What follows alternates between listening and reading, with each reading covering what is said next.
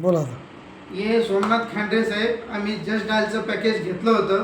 त्याचे लीड्स एवढे येतात, त्याच्यातून एकही बेनिफिट मिळत नाही.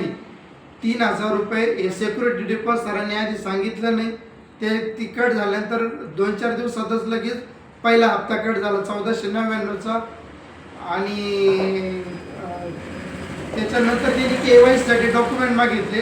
ते डॉक्युमेंटेशन पोचता 4-5 दिवस 6 दिवस KYCला लागून गेले.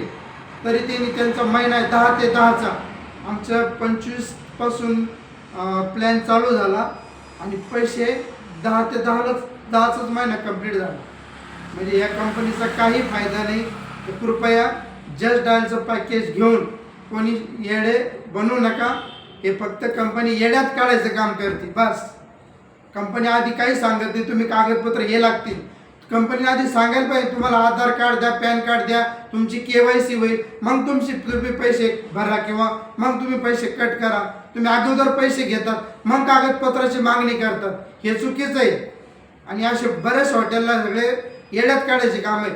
जे कस्टमरला आपण फोन करतो ते आधीच परेशान झालेले असतात. ते कधी फोन उचलत नाही, कधी सांगतात आमची बुकिंग झाली, कधी येतो म्हणून येतही नाही. आत्तापर्यंत कोणताही 1 रुपयाचा बेनिफिट झाला नाही.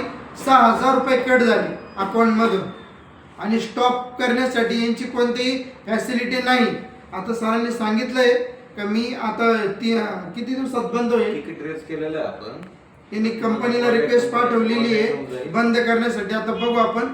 हे पण टोल फ्री नंबरला फोन केला तर हे बंद करण्याची कोणतीही स्कीम नाही. तेव्हा अकाउंट नंबर, IFSC कोड आणि OTP देऊ नका. अकाउंट बंद करायची वेळ येते.